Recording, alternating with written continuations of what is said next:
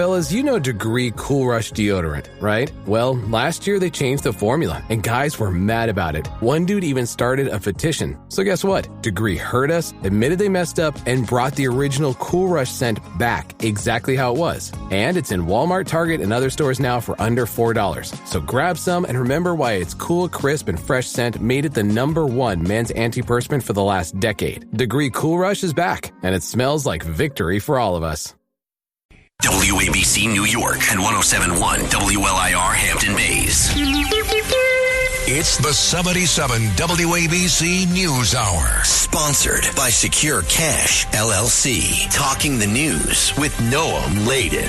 All the news you need to know with Joe Nolan, traffic, Justin Ellick, sports. And now, Talking the news with Noam on 77 WABC. Yep, that's me, 5 o'clock. Good morning. It is Tuesday, April 1st. Your forecast from the 77 WABC Weather Center. Sunshine today. The high going to be 56. Tonight and overnight, partly cloudy, low 36. And then Wednesday, sun and clouds, cooler, high 47. If you are walking out the door with us right now, 51 and cloudy in Tarrytown up in Westchester County, 48 and cloudy in Bloomingdale over in New Jersey, and it's 48 and cloudy right outside our Midtown studios. The top 5 at 5. You better start sorting the eggshells from the plastic and the paper today. Lots of tears for a Long Island cat lover and his felines killed in a fire. Why was a bad news driver still able to speed through city streets? Store owners in a Bronx mall want to know why kids can cause chaos. And some roosters keeping up neighbors in Manhattan all night long. All right, let's get into it at 5:01. There is a call for changes following that crash in Brooklyn over the weekend that took the lives of a mother and 2 young daughters. That woman, Miriam Yerimi, who should have never been behind the wheel of a car after getting 90 traffic violations. She sped through, hit a car, then through the crosswalk, killing that mom, her 2 young daughters, critically injuring another child. New York State Senator Andrew Gornadas was among those who spoke out on the steps of Brooklyn Borough Hall yesterday, demanding the passage of a bill that would require certain devices to be installed in the cars of chronic speeders like Miriam Yerimi. The technology moves with you as you move from street to street to street, ensuring that you don't drive above the posted limit. Yerimi, who's now facing charges, received more than 90 traffic violations in the last 2 years, including for speeding. You think, like, how does someone have a car?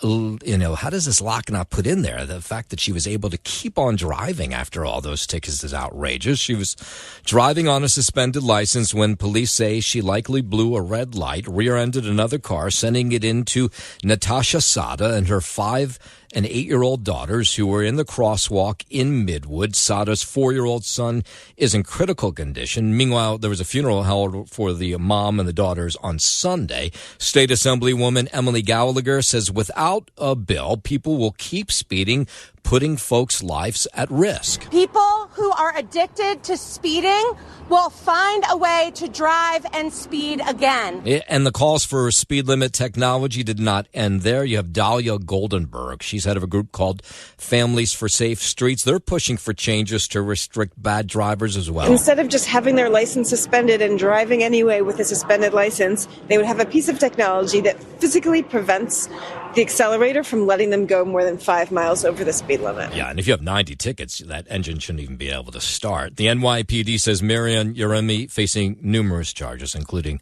manslaughter. They can't send her away for enough years. 5:03, an investigation underway into a fire at a Long Island cat sanctuary that left 1 man and up to 100 cats dead. Suffolk County Chief of Detectives Bill Doherty says several fire departments responded to the blaze, which broke out at the Happy Cat Sanctuary on Dorland Road in Medford just after sunrise Monday morning. During the course of the firefighting operations, it was discovered that there was a deceased male inside the dwelling, along with numerous deceased cats. The witnesses say they saw the owner of the sanctuary, Chris Arsenault, running in and out to save the cats, but at one point he simply failed to emerge from the flames. There were hundreds of cats inside at the time, and the SPCA is supporting the surviving animals. Suffolk County's arson and homicide squads are involved in the investigation. Jeff McKinney, 77 WABC News. WABC News Time 5:04. 3, 2, 1, ignition, and liftoff. 4 civilians on their way to becoming the first to fly over the Earth's polar regions. They blasted off into space last night in a SpaceX rocket from Florida's Kennedy Space Center. The mission is historic because it's the first crewed flight over the North and South Poles. The crew includes a Chinese-born Bitcoin entrepreneur, a Norwegian cinematographer, a German robotics expert, and an Australian adventurer. I guess they probably have a lot to talk to about. The mission, called Fram 2, is scheduled to last just over 3.5 days. Those were some intense thunderstorms last night. Were you rocked awake? I was, man. That was like this loud thunder that wasn't just a crack of thunder. It just kept going. And the showers, rain coming down all night. It was all part of this system that came in from the West Coast. Did a lot of damage out west. At least 6 people dead. Thousands remain without power after that severe weather slammed a large portion of the country over the last 24 hours. Correspondent Adrian Bradeau has more. Millions of Americans bracing for severe storms as the week starts off with wild weather in many states still drying off and thawing out. Possible tornadoes touching down in the Midwest and Southeast. Yeah, a truck driver killed in Indiana when intense winds blew over his semi, and a tree fell onto a trailer in Oklahoma, killing one person. In Michigan, 3 family members were killed when a tree hit their car, while another person died in Indiana when an Amish buggy was flipped by heavy winds. We had those heavy winds last night, of course, not as intense as they were out west. The storms affecting travel from New Orleans up to New York City. Lots of flights were delayed or canceled from the big 3 area airports last night. The downpours also submerging entire neighborhoods near Baton Rouge. And Mother Nature not done yet. A line of storms is now marching east. Yeah, we got those last night. In Michigan, the Fruitport Community School Superintendent says severe weather ripped off the elementary school roof yesterday. That's how intense it was there. When I pulled up to the building and saw the roof membrane laying over the side of the building, it truthfully brought tears to my eyes. Yeah, I bet it did. So we're waking up and we'll see what kind of damage it did here. I imagine hopefully the worst of it is you just have branches and tree parts on your front lawn this morning. WABC News Time 5:09. The death of Miller Gardner, the 14-year-old son of former New York Yankees outfielder Brett Gardner, being investigated now is related to possible carbon monoxide poisoning. Investigators believe the death to be accidental, rather the result of foul play. Tests were conducted in the room the family was staying in on Friday in Costa Rica when they found the 14-year-old dead in his bed a week after Gardner was found in that hotel room. Popular resort. They did say there was high emissions of carbon monoxide contamination detected. They're not 100%. They're still doing investigations. Of course, Miller Gardner, I mean, just awful. 14 years old, played high school football in South Carolina, wore number 11, which was the jersey that his father donned for 14 Major League Baseball seasons, all with the Yankees. Let's hope the family can get some closure and they can make sure that that's what he passed away from. But just a god-awful story, of course, out of Costa Rica. Voters in Wisconsin and Florida are going to be heading to the polls today, and what's being seen as a national political power struggle. Today in Wisconsin, there's a state Supreme Court election, and Florida voters will decide a pivotal vacant House seats that could help shift the balance of power nationally. This election comes down to whether the people who voted for President Trump in November are going to come out today. That's Republican State Senator Randy Fine. He's opposed by Democrat Josh Weil in the race for Florida's 6th congressional district. Both parties have poured just millions of dollars into each state, looking at the races as a referendum on the direction of the country since Donald Trump took the White House. Florida's Democratic candidate Josh Weil says budget cuts under DOJ are cutting across both party lines, and he thinks he can win this race today. We have far too many people in our government right now who are there to blindly serve the party or blindly serve party leadership. 5:11, we go from Florida down to Washington, D.C. We're less than 24 hours away now from what President Trump calls our Liberation Days. Tomorrow, new reciprocal tariffs are set to take effect against Canada, Mexico, China, in the European Union. President Trump doesn't want American industries to survive. He wants them to thrive. White House Press Secretary Caroline Leavitt there says the tariffs will undo decades of foreign powers taking advantage of the U.S. Market analysts expect a volatile Wall Street week with uncertainty of the tariffs. Wednesday will be Liberation Day in America, as President Trump has so proudly called it, because he is going to end the decades of unfair trade practices. It has hollowed out our middle class. It has turned the American heartland into an American wasteland where jobs have gone overseas. This is what the president says. He's expecting $5 trillion in U.S. investments after the tariffs take effect against, of course, Canada, Mexico, China, and the European Union. Because that word reciprocal is very important. What they do to us, we do to them. Now, the tariffs are mainly targeted at car and car parts manufactured outside the U.S. President Trump says foreign car makers have been flooding the U.S. market. If you look at Canada and Mexico, they were driving hundreds of thousands of cars into the market because they avoid the tariffs by doing it before the tariffs go on, which would be Wednesday. Now, the markets were totally rocked by this tariff news last week. Friday, Dow was down 700 points. But yesterday, the markets were back up again. So it's this roller coaster ride apparently we're going to be on for a while. While we're down in Washington, President Trump says he's not joking about serving for a potential third term. During a phone call with NBC News earlier this week, Trump was asked about joking multiple times about serving 3 times, to which he replied it wasn't a joke. It's funny to me that journalists ask the president this question, he gives an honest and candid answer, and then they spiral about his answer. White House Press Secretary Caroline Leavitt, yesterday Trump said there were methods for making a third term happen, and he said a lot of his allies want him to, but he tells them there's still a long way to go as it's very early in his administration. Of course, if it were a third term, he'd be an older guy. Serving 3 terms as president, prohibited, of course, by the Constitution under the 22nd Amendment. It's been a very, very successful couple of months, and the president will continue to forge ahead to deliver on all of the promises he made to the American people. Well, of course, it'll matter how popular he continues to be or not be. A new poll shows half of Americans approve of President Trump's performance. This poll from CBS YouGov revealed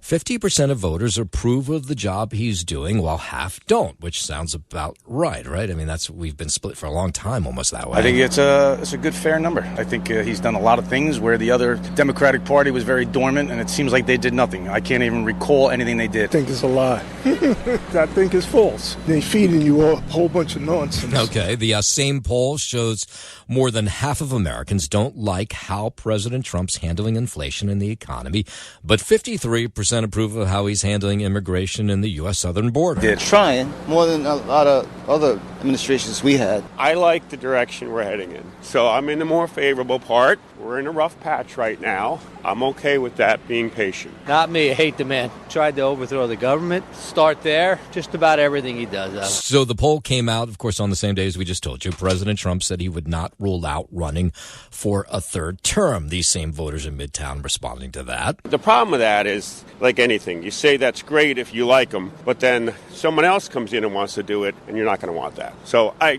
think it's kind of ridiculous. He's also not very young, so. Yeah, so it's a little early. It's only 3, what are we at? January, February? It's 3 months into his administration. All right, 5:15. Let's head over to the 77 WABC Sports Desk. Good morning, Justin Ellett. Good morning to you, Noam Oladen. Start here with Major League Baseball in Miami. Pete Alonso hit a grand slam, and the Mets beat the Marlins 10-4. Starling Marte, Luis Torrens, and Brendan Nimmo also went deep for the Mets, who finished with 11 hits in the opener of a 3-game series. Every starter in the lineup had at least one. New York left-hander David Peterson gave up 2 runs and 5 hits in 6 innings. Peterson struck out 9 and walked 3. Mets star shortstop Francisco Lindor sat out after his wife gave birth to the couple's 3rd child. He made it to the ballpark in time for first pitch, but did not play. Up next for the Mets, righty Kodai Senga makes his season debut tonight against 2022 NL Cy Young Award winner Sandy Alcantara. First pitch from Miami is scheduled for 6:40 p.m. As for the Yankees, following an off day yesterday, they'll welcome in the Arizona Diamondbacks tonight for the opener of a 3-game series. First pitch is set for 7:05 p.m. with Will Warren getting the start for New York against Arizona's Corbin Burns. In the NHL, out in Jersey, Paul Cotter and Jesper Bratt scored in the shootout, and the Devils beat the Minnesota Wild Wild 3-2 for their third win in 4 games. Luke Hughes and Nico Hischier scored in regulation for the Devs, who won their second straight against the Wild after a 5-2 win in Minnesota on Saturday.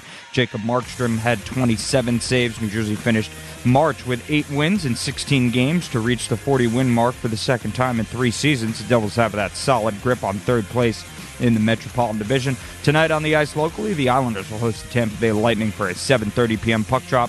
To the NBA in Dallas, Keon Johnson scored 24 points, and the Nets beat the Mavericks 113-109 to win consecutive games for the first time since the All-Star break. D'Angelo Russell added 18 points and 11 assists for the Nets, who last won 2 in a row during a 3-game winning streak from February 7th to the 12th.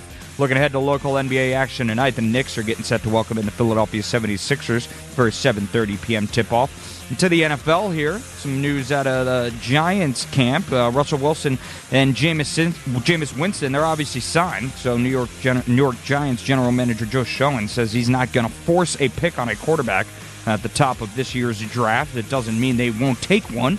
It just has to be the right guy for their franchise. Is there any good quarterbacks up for grabs? I mean, I think, if the season didn't end the way that it did for the Giants, they probably would have gone after a guy like Cam Ward if they were, they're the 3rd overall pick. So if Drew Lock doesn't, kind of perform down the stretch like he did and the Giants don't win a couple of games there, then, they're probably not sitting with the 3rd overall pick. You're probably looking at possibly a 1st overall pick. I mean, for a while during last season, they were in contention for that 1st overall pick. And if that were the case, I think they would probably go with the kid from Miami and Cam Ward. But this year, they're probably going to miss out on both him and most likely Shedeur Sanders and get left with, you're not really settling for a guy like Travis Hunter at 3rd overall. I mean, the guy can do a lot on the football field, or Abdul Carter for that matter. So there's still going to be very, very obviously very good players still available at the 3rd overall pick slot. For the Giants, you're going to get a very good football player. It's just not going to be a quarterback. I mean, you signed Russell Wilson and Jameis Winston. What do you think? You don't need another quarterback. Right. Yeah. Not for at least this year. Wait until next year. Go out and draft a guy next year. So, it wouldn't surprise me at all, countering that point, if Shedeur Sanders is available at 3, if the Giants want to go out and get him. So that's your Sports Know, man. I'm Justin Ellick on 77. What does that leave Tommy Cutlets if they go get a 3rd quarterback? He's out of a job? Yeah, that leaves him out of a job. Oh, well, okay. Yeah. I can handle that. Hey, business owners, make your cash secure again with Secure Cash LLC. Transporting your business's cash safely in armored trucks. SecureCashLLC.com. WABC News Time 5:20. Let's go down to Texas. Supreme Court expected to rule this week on whether the Trump administration can use the Alien Enemies Act for deportations. It's something that Texas Democratic Congressman Joaquin Castro hopes comes up, and he brought it up at a hearing with the head of the CIA last week. Director Ratcliffe, does the intelligence community assess that we are currently at war or being invaded by the nation of Venezuela? We have no assessment that says that. Yeah, it conflicts with testimony for the director of the National Intelligence, Tulsi Gabbard, told Congress that there are varying intelligence assessments, some which suggest a link between this Venezuelan government and a violent street gang. Texas Democratic Congressman Castro says that in order to use the power, the White House needs to prove that we're at war with the Venezuelan government. The idea that we are at war with Venezuela would come as a surprise to most Americans. The unclassified version of the annual threat assessment makes no mention of any invasion or war that we are fighting with the nation of Venezuela. 5:21, we go from Texas back up to Washington. Elon Musk visiting the CIA yesterday. White House Press Secretary Caroline Leavitt says Musk has already saved the American taxpayer billions of dollars through his cost-cutting programs. We've seen mass reduction in force taking place here in the federal government, and we've made it very clear to federal workers that if you're going to keep your job, you actually have to show up for your job. A CIA spokesperson says Musk was invited by the CIA director to meet with him at the agency to discuss government efficiency within the CIA. Elon Musk, at the direction of President Trump, and President Trump's entire cabinet, is trying to save democracy. 5:22, President Trump's education secretary sending a letter to California Governor Gavin Newsom warning that the state could lose federal funds if transgender students are allowed to play in girls' sports there. Put your money where your mouth is and stand up, for all of these students. McMahon urging state lawmakers in California to pass a bill that would reverse a California law which allows transgender athletes to compete in both girls' and women's sports. Now, Gavin Newsom, during one of his podcasts, said he'd agreed with that. So now the question is, will he work on a law to make it happen? Do something in your state with universities that are, allowing men to participate in women's sports. Yeah, McMahon says the state needs to stand up to school administrators that are using student privacy laws to allow biological men to compete in women's sports. Stand up. Don't try to circumvent the FERPA laws. Now, spokesman for Governor Newsom says they've received Secretary McMahon's letter and they are reviewing it.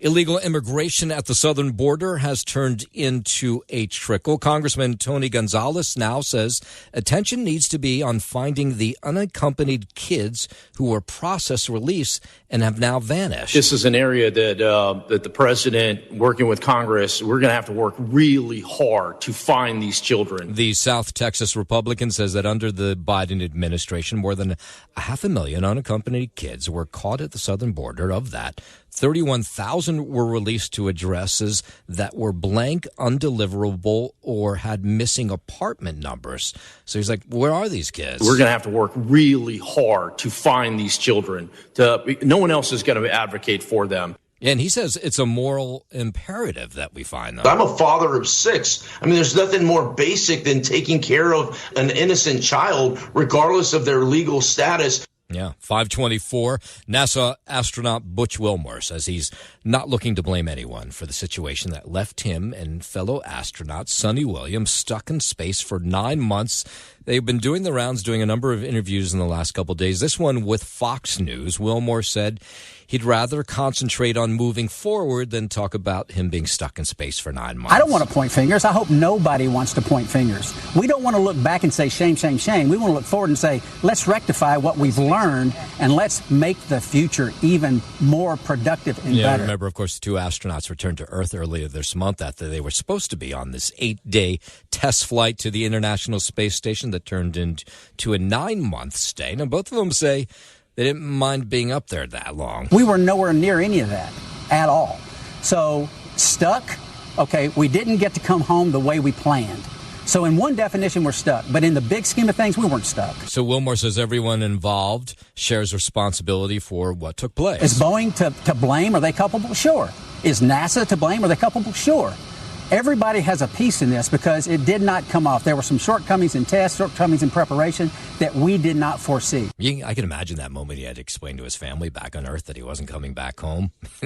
I've been in that situation where you have to tell something to a spouse. You don't want to tell them, but there's no way around it. He had that moment too.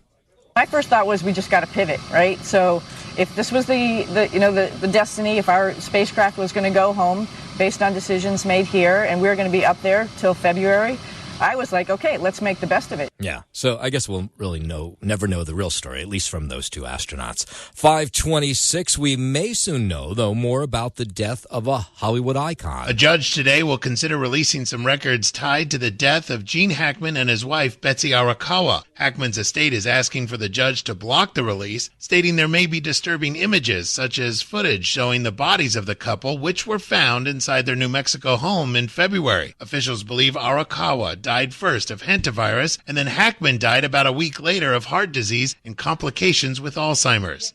I'm Jason Campadonia. While we're in New Mexico, the Republican Party state headquarters building in New Mexico heavily damaged following what the party calls a deliberate act of arson. The state GOP leader says the weekend fire that destroyed an entryway is unacceptable. This is heartbreaking.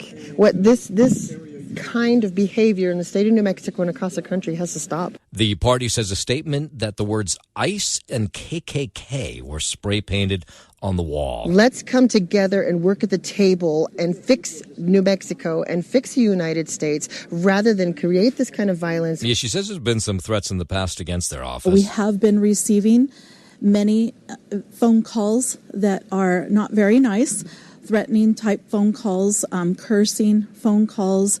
In 2023, we did receive a bomb threat. Now, the good part is nobody was hurt in this fire. New Mexico's Democratic Party condemning the attack as well. You're simply the best. You're listening to the #1 Nielsen-rated The News Hour with Noam Laden. Thank you for listening. 77 WABC. Simply the best. It's the 77 WABC News Hour. Sponsored by Secure Cash, LLC. Talking the news with Noam Laden. All the news you need to know with Joe Nolan, traffic, Justin Ellick, sports. And now, Talking the news with Noam on 77 WABC. Yes, that's me, 537. Good morning. It is Tuesday, April 1st. Your forecast from the 77 WABC Weather Center. Sunshine today, high 56. Tonight and overnight, partly cloudy, low 36. And then Wednesday, sun and clouds, a little bit cooler, high 47. If you are walking out the door with us right now, so happy you are. 51, cloudy in Tarrytown up in Westchester County. 48 and cloudy in Bloomingdale over in New Jersey.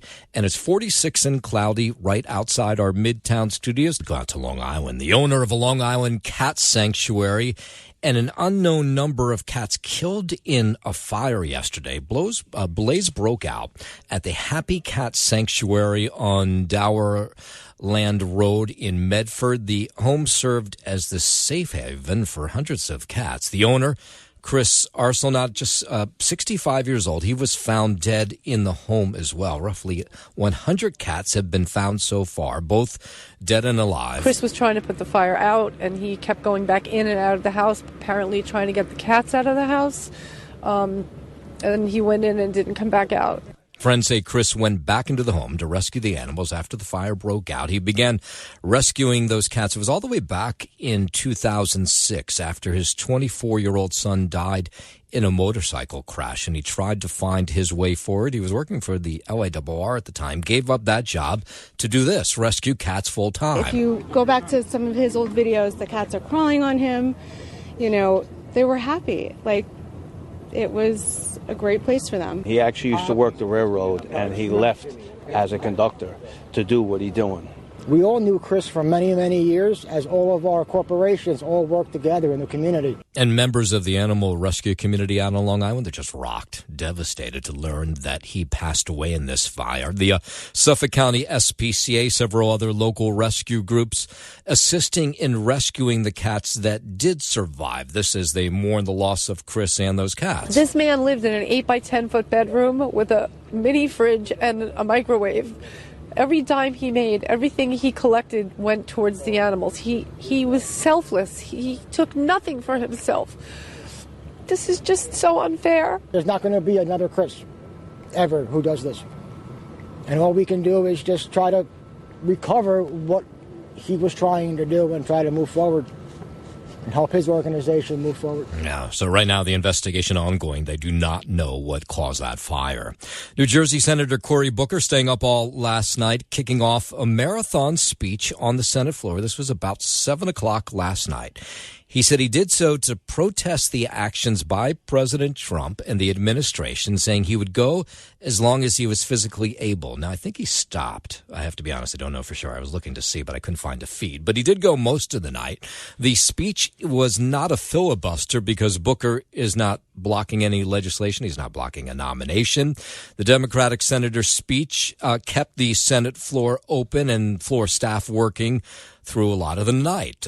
Here's a little snippet of what he was talking about. In just 71 days, the President of the United States has inflicted so much harm on Americans' safety, financial stability, the core foundations of our democracy. The Democrats in Washington, they're facing a lot of blowback from Democratic voters who say they're not doing enough to fight the Trump White House. And I guess the speech last night was part of that. In recent years, the chamber has seen a number of marathon speeches. Chris Murphy, the Connecticut Center on Gun Control back in 2016. Rand Paul, you'll remember that one, over the NSA surveillance program. That was in 2015. And then Ted Cruz, I remember he was reading Dr. Seuss to get through part of the night. He was against the Affordable Care Act in 2013. But the record for the longest speech on the Senate floor, that lies with Strom Thurmond. Remember the South Carolina senator? He spoke on the floor for 24 hours and 18 minutes to oppose the Civil Rights Act of 1957. 543. 2 NYPD cops facing charges now of stealing from and then fondling a prostitute. 2 NYPD officers assigned to cleaning up prostitution along Roosevelt Avenue in Queens are now facing charges themselves and appeared in court on Monday. They're 27-year-old Justin McMillan and 24-year-old Justin Colon. They responded to a prostitution call last July, were there a short time, and gave the all clear. At least one of the officers allegedly grabbed the key to the brothel and returned hours later. Both McMillan and Cologne are charged with burglary and forcible touching. McMillan is accused of fondling a sex worker and stealing money from her purse after arriving back at the scene. Jeff McKinney, 77 WABC News. 544, 20 months in prison for a former FDNY chief for conspiring to solicit and receive bribes. Former Chief Brian Cordasco pleaded guilty to those lesser charges after he was indicted on bribery, solicitation, and conspiracy. He was sentenced Monday. The judge noted Cordasco had an impeccable record until he moved to the Bureau of Fire Protection. Cordasco admitted to fast-tracking key inspection for businesses that paid him off. He made $190,000 between 2021 and 2023. The judge telling Cordasco he took advantage of his position and of the COVID crisis. Andrew Whitman, NBC News Radio, New York. 544, starting today, New York City residents will be fined between $25 and $100 for not putting things like fish bones, food scraps, coffee filters, and dirty pizza boxes into separate brown composting bins. The acting commissioner of the New York City Sanitation Department says they issued 30,000 warnings since the rule went into effect. That was back in October. So now, if you don't do this, it's $25 for single to 8 unit residences and $100 for 9 unit and above residences. And when you talk to New Yorkers on the street, a lot of them said, wait, we're supposed to be composting, and what exactly does that mean? I'm waiting for the building to get the bins, and 2, I eat almost nothing but salads, and there's almost no composting to have. So the bin is there. I will certainly use it. She's only salads. Good for her. So you have to do all this separating. It's 3 things now, right? So you got the paper in one, you got the plastics in the other, and the composting. Now, there is an issue when you compost things like fish and that kind of thing that it can stink up the place. So here's one New Yorker who's been composting for a while. She has some tips. It's not stinky if you put it in your freezer, so that's a really good tip, especially for the summer. If you that is a good tip, in your freezer. Okay, hold on a second, more. Especially for the summer, if you have a balcony in the winter, you could store it out on the balcony. Okay. Yeah, it's great. Composting is great. And by the way, she's probably someone who will do this. You can anonymously report somebody who's not composting to the sanitation department. Call your neighbor by calling 311. All right, 546. Let's head over to the 77 WABC Sports Desk, and here's Justin Ellick. Thank you, Noel Millett. And we'll start here with baseball out in Miami. Pete Alonso hit a grand slam, and the Mets beat the Marlins 10-4. Coming up next for the Mets, righty Kodai Senga makes his season debut tonight against 2022 NL Cy Young Award winner Sandy Alcantara. First pitch from Miami. He's scheduled for 6:40 p.m. As for the Yankees, following an off day yesterday, they'll welcome in the Arizona Diamondbacks tonight for the opener of a 3-game series. First pitch is set for 7:05 p.m. with Will Warren getting the start for New York against Arizona's Corbin Burns. To the NHL in Jersey, Paul Cotter and Jesper Bratt scored in the shootout, and the Devils beat the Minnesota Wild 3-2 for their 3rd win in 4 games. They have a solid grip on 3rd place in the Metropolitan Division tonight on the ice. Locally, the Islanders will host the Tampa Bay Lightning for a 7:30 p.m. puck drop. To the NBA in Dallas, Keon Johnson scored 24 points, and the Nets beat the Mavericks 113-109 to win consecutive games for the first time since the All-Star break. Looking ahead to local NBA action tonight, the Knicks are getting set to welcome in the Philadelphia 76ers for a 7:30 p.m. tip-off. And to the NFL here with the Giants signing Russell Wilson and Jameis Winston. General Manager Joe Schoen says he's not going to force a pick on a quarterback at the top of this year's draft. Doesn't mean they won't take one. It just has to be the right guy for their franchise. The Giants currently pick 3rd overall. It at least opens the door for the G-men to go in another direction with their top pick. Perhaps. Who's Russell Wilson married to? Sierra. Sierra, okay. Because my wife, who, you know, she can be a casual sports fan. Yeah. She was all excited that Russell Wilson's coming to the Giants because she wanted to see where they would move into, like, you know, Jersey City or Hoboken or something like that. And so Sierra, that's who he's. They have like 5 kids, right? Yeah, something like that. Yeah. And the big thing was they were celibate together until they were married, which was always sort of kind of a running joke because she's very beautiful. She is. And, you know, if you're Russell Wilson, you know, you're not going to run around with Sierra without. So they were virgins, or they just decided not to have sex? No, I don't think he was a virgin. I highly doubt she was either. But yeah, they decided to wait until marriage, and you know nobody really believed him when he would stand up there and say, "Yeah, we don't touch each other." And now, clearly, they're just never getting out of bed because they have 5 kids already. Yeah. So once they got married, they popped out 5 kids for like 2 seconds. Because he's only 36, right? Yeah, exactly. Yep, you got that right. That's your Sports Know. I'm Justin Ellick on 77 WABC. WABC News Time 5:50. Kokomo Restaurant. It is a Caribbean restaurant and lounge in Brooklyn. They first opened their doors back in 2020 at the very start of outdoor dining. And they say outdoor dining was just huge for them. So when they heard that outdoor dining was coming back this spring, they said, we're going to sign up. Us just being a Caribbean restaurant, everybody wants to feel, natural breeze, sunlight. It goes with our aesthetic, our food, our culture is all about being outside and enjoying the drink and having a good meal. Yes, so the city says roadway dining will last until November, so you have to put up those sheds and then take them back down. You have to store them properly. You have to pay these permits, so much so that Kokomo says even though business was great when they had outdoor dining, they say they can't afford to do it this time around. It doesn't financially make sense for us, especially because with all these different permits, you now have to get approved by the SLA to have liquor outside. You have to pay for storage. You have to do repairs, you have to get it set up. And this, I think, is a little bit of a hassle to have to take it down and then put it back up. And then there's so many other financial commitments that come with that as well. Yeah, there's just a new bill proposed by state leaders to make outdoor dining year-round, and that would be an ideal solution for Kokomo, but he's waiting for that to happen, the owner there.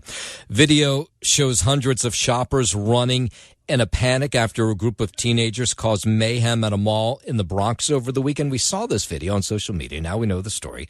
The videos posted of the chaos at the mall at Bay Plaza, that's up in Co-op City. The footage shows groups of teenagers breaking out into sprints and circling the mall. Now, mall tenants didn't know it was just teens being teens. They thought, maybe there was a shooter. They didn't know what was going on. I was running to the door and lock it. I was scared. Something happened at the mall. Yeah, I was very scared. So all the customers here was scared. Yeah, so the commotion panicked shoppers too. Same thing. They're like, what are these teenagers running from? They weren't really running from anything. They were just doing something dopey that teenagers did. Suddenly we saw a group of children running through the mall. Nothing bad happened. None of them were fighting. They were just basically being children. Yeah, so the mayhem came to a head in the food court where, this is the big moment, a teen threw a chair. And then there was something they described sort of as a stampede. Nobody was hurt, but again, the mall shop owners, they had no idea what was going on. They thought something bad was happening. It was kind of shocking to see that there could be so many people in one place doing the exact same thing.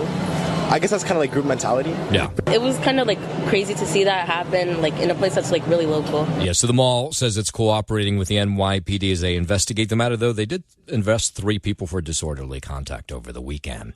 Over in New Jersey, Congressman Josh Gottheimer says he wants stricter regulations as President Trump plans to enforce those tariffs beginning tomorrow. He's introducing legislation that would require the president to outline a clear strategy for Congress to justify imposing tariffs. We should be responding to hostile foreign adversaries, not crushing our families and small businesses, and not going after our key allies. Gottheimer, who I should point out is running for governor, says imposing tariffs on trading allies, he says, is reckless, adding Canada is not the United States' enemy. His office also launching now an online portal where New Jersey families and businesses can provide feedback on how the tariffs will impact their wallets. Not clear how fast that might happen. A new tariff tax is unacceptable. I want to make it clear to the president, you don't just crush hardworking families because you decide one day to wake up and do it. 5:54, let's bring it back here into the city. It appears Mayor Adams' proposal to eliminate New York City's personal income tax for low-income New Yorkers will be approved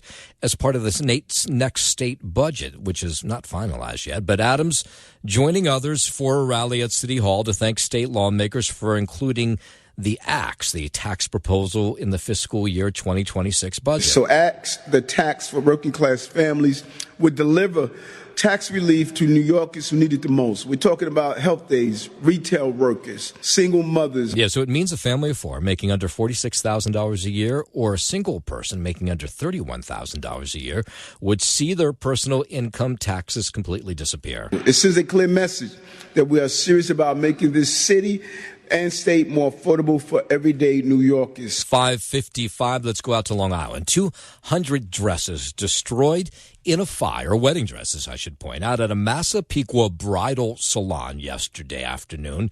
The owner, his name is Anthony McCary, he says Amazingly, even all those dresses were destroyed. None of them were ones that people had bought. You can imagine all these brides, the story going around big time yesterday, worried that they had lost their wedding dresses. That was not the case. He says it was sample dresses that caught fire, and the wedding dresses that had been bought and purchased, they're all okay today. Did everything. We just, out of abundance of caution, we put them in new garment bags. So that the customer dresses are safe. In terms of the customer dresses, it was the best case scenario for what occurred. Yeah. And we'll finish with this story. Neighbors in an upper Manhattan neighborhood upset about the ruckus that's been coming, well, for months now, from a bunch of roosters at all hours. There's a flock of them. This is at 40 Arden Street up in Inwood. Neighbors say they are tormented by the sounds that roosters make day and night, and they say they've had enough. It's been over 9 months, nonstop noise, day and night. People here feel like we're being held hostage. I have at least 18 reports that I have filed since the beginning of this. 18, geez. That's a lot. 18 reports. He keeps calling 311. Another neighbor across the street says he, too, is bothered by these roosters and wonders why they're in the Inwood in the middle of the city. Cock-a-doodle-doo, cluck, cluck, cluck. It sounds like the rooster is straining its vocals, and then you'll hear people screaming, "Shut up!" Yeah, and that's not sound effects in the background. Those were really roosters. Cock-a-doodle-doo, Really, these roosters? cluck, cluck, cluck. It sounds like the rooster is straining its vocals. Yeah, can you imagine hearing that all and then day? you'll hear people screaming, "Shut up!" Yes, so having roosters or any other wild or illegal animal is a violation of the health code, can result in tickets. So health department tells us they're aware of the issue. At this residence, they're investigating. So far, they have not sent up anybody to check it out. But there's one neighbor who says he's not bothered by the roosters at all. This is the hood. If you want a better, quiet apartment, go somewhere else. Yeah, okay. Maybe he's all right. 5:57, traffic, transit on the 7s. Here's Joe Nolan. I wanted to get roosters here, but I was told I couldn't, so. By your wife, or? Yeah, she didn't want it. No? That would be fun to have them in the backyard. Oh, it would been great. Are you kidding me? Have a couple of roosters running around? Yeah. Making noise like that first thing in the morning, it would have been great. You want me to call her? No. I'm pretty convincing. I'm sure you are, but that would not. No, that was a bad day. I won't tell her that you told me to call.